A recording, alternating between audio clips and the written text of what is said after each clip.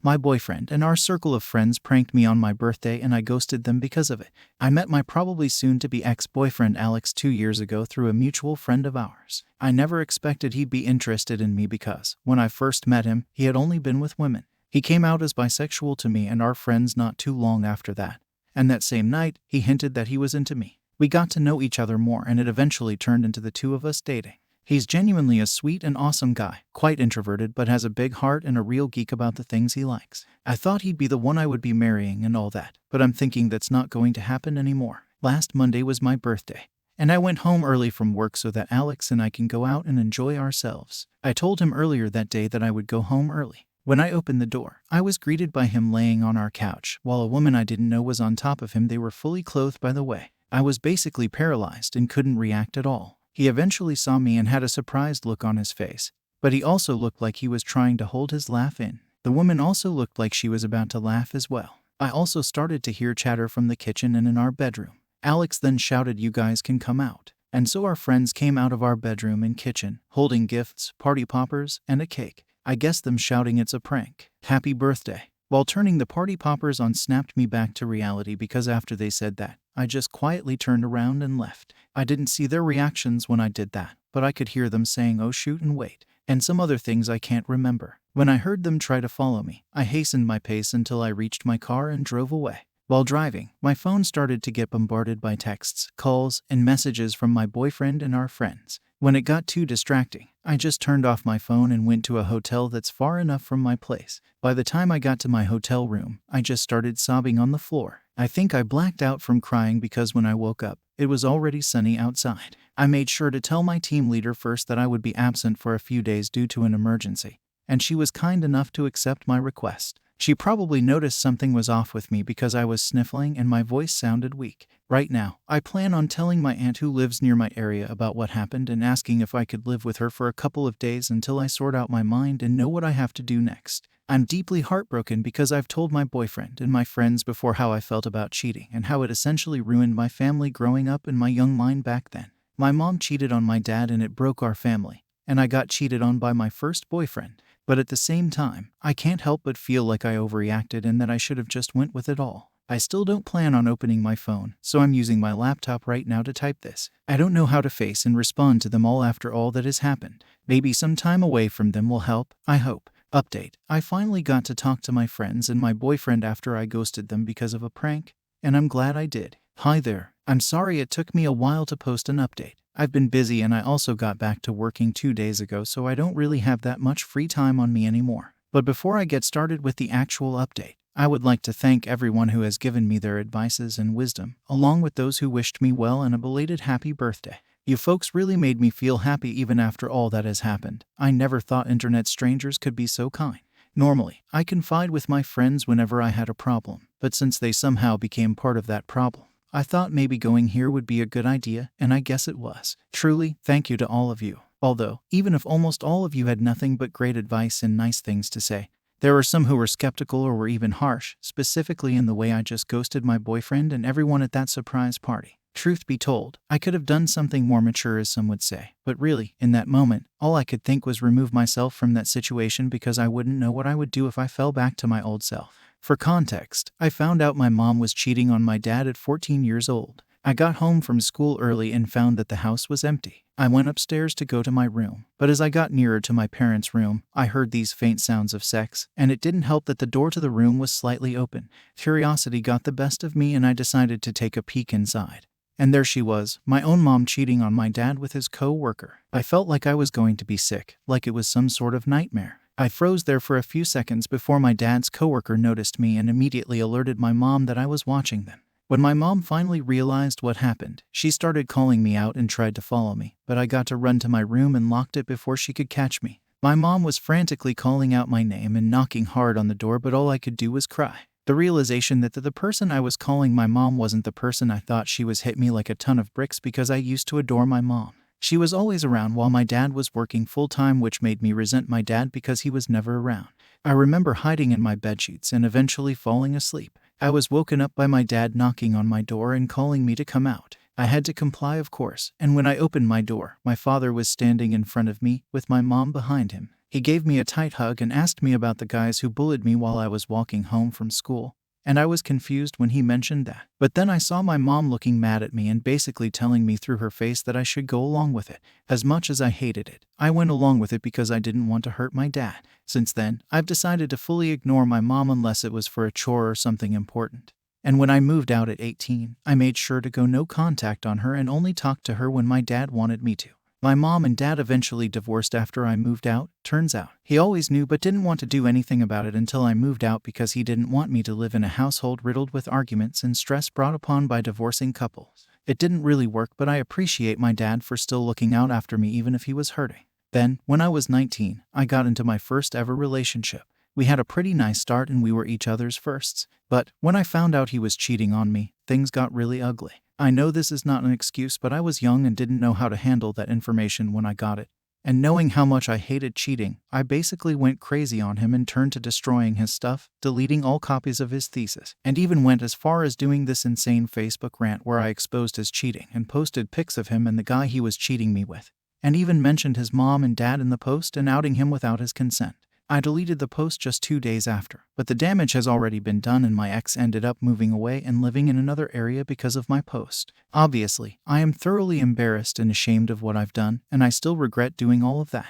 When my aunt found out about what I did, she gave me a pretty stern scolding and insisted that I had to get checked by a psychiatrist because what I did isn't normal and it's not. I got diagnosed with severe depression, and the doctor also said I had some unresolved trauma, which confused my aunt. But after telling her what happened 6 years ago, she fully understood why and gave me a tight hug and cried after spilling everything to her. She felt bad because she wasn't able to do anything to help me before and now is extremely mad at her sister, my mom, for doing all of that to me. Ever since then, my aunt has helped me get the therapy and meds that I needed, and essentially turned into my mother figure. My ex and I don't talk much these days, but we have made amends and are on good terms now. Now that all of this stuff from my past has been finally laid out, for those wondering why I did what I did, here's the actual update. After I submitted my original post, I packed my things that night and prepared to go to my aunt's house, which wasn't that far but still a bit of a drive nonetheless. When I finally got there, she was incredibly welcoming and I thanked her for allowing me to stay in her house even just for a while. She gave me a tight hug and told me I was always welcome and that she will be there to help me when I need her to.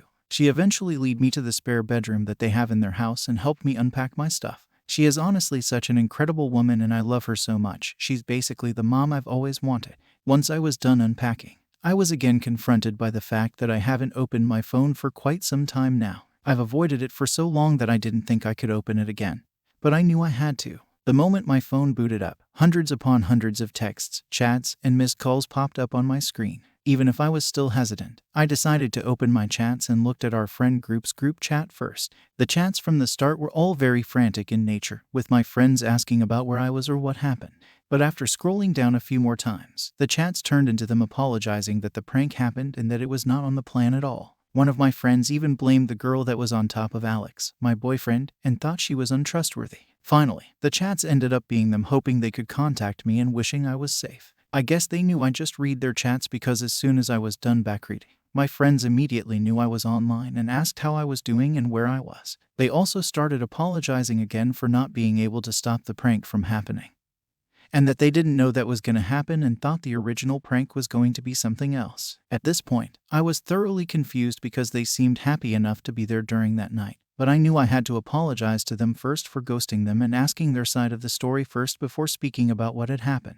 Essentially, they were simply planning a surprise birthday party for me with Alex in a group chat that didn't include me. Then, my boyfriend added a few more people into the group chat, saying that they were college friends of his and he wanted them to be a part of the surprise party too since they also wanted to meet and get to know me better. As a suggestion, one of my boyfriend's college friends pitched the idea of them pranking me. The plan was my boyfriend is going to be on the couch with a serial killer holding a bloody knife and fake stabbing my boyfriend while the killer was on top of him and while my boyfriend is bleeding everywhere. My boyfriend's college friends thought it would be funny to see my reaction, although my friends were initially skeptical. They reassured them that it would be harmless fun and that once my boyfriend and the friend who will be acting as the killer got their desired reaction on camera, they can just tell me that it was all a prank and my friends and my boyfriend's other college friends would come out and surprise me with their gifts and stuff. My friends eventually agreed so as long as they don't drag out the prank and immediately reveal everything once they captured my reaction on camera. The day of my birthday comes and everything they've planned seems to be going smoothly,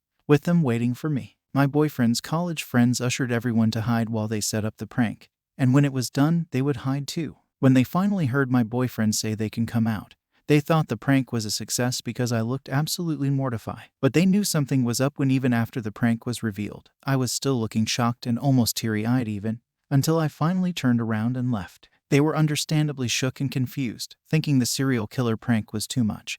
But knowing me, I wouldn't have minded it at all since I love scary movies and an avid horror enjoyer. That was then they realized that my boyfriend's female college friend was on top of my boyfriend, not wearing any serial killer costume and not holding any fake bloody knife. They then saw my boyfriend pushing his female college friend away from him and chasing after me. Some of them also tried to follow me, while some were asking what happened to the original plan. Even my boyfriend's other college friends were wondering why their female friend wasn't in costume, but she was just silent.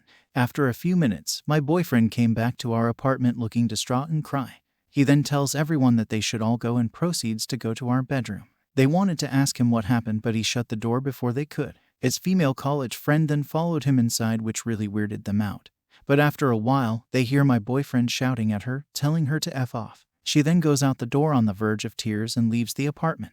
They said everything happened so fast that they didn't know how to process all that has happened.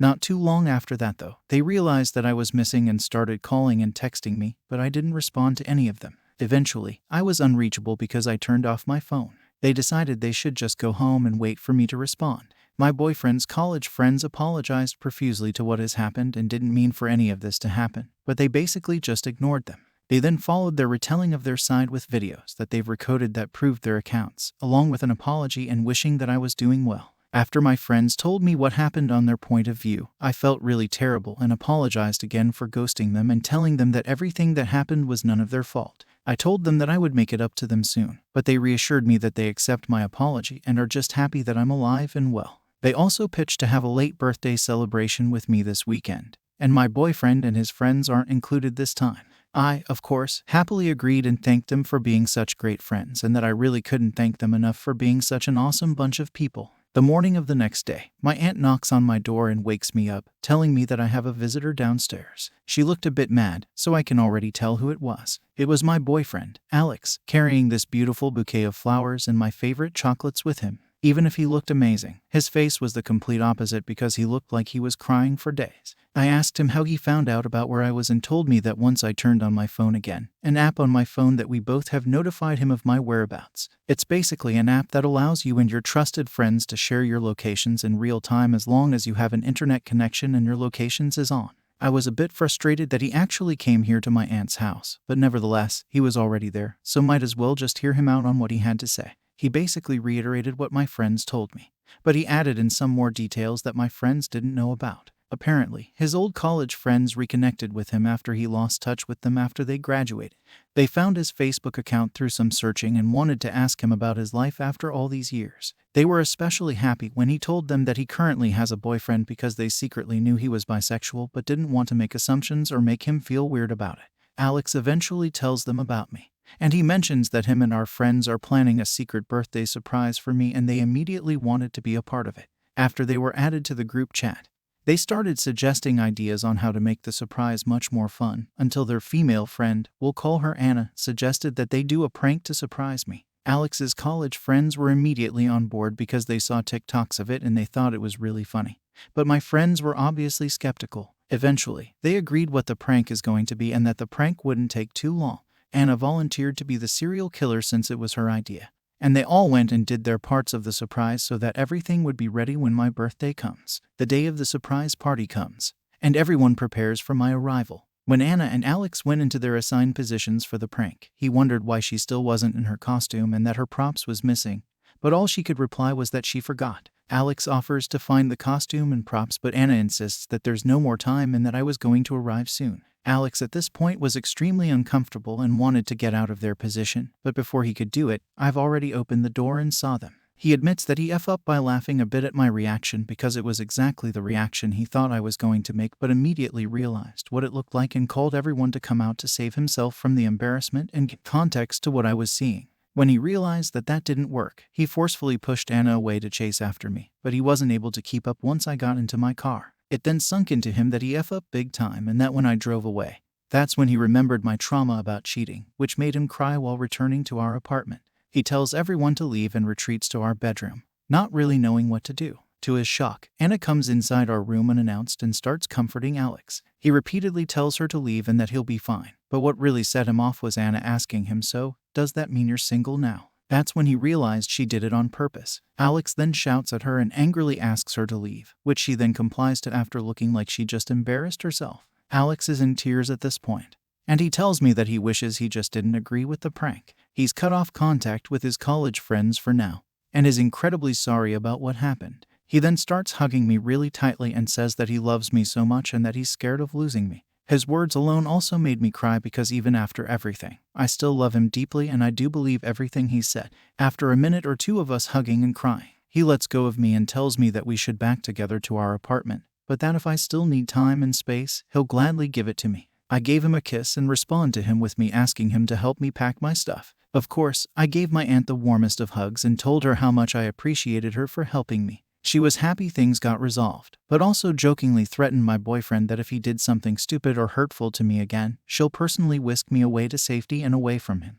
My boyfriend laughed, but I think he was just hiding his nervousness. Now, I'm back in our apartment, and Alex even offered to throw away the couch that was used for the prank, but I declined since it's a pretty nice couch and everything that has happened was something no one wanted aside Anna probably. I've already made amends with my boyfriend and we've both forgiven each other, and my friends are happy that things worked out in the end. Alex is probably now invited to the weekend party, but I've yet to ask them, haha. Don't worry, I'm also going to get in touch with my therapist soon and book new appointments with her per the suggestion of my aunt.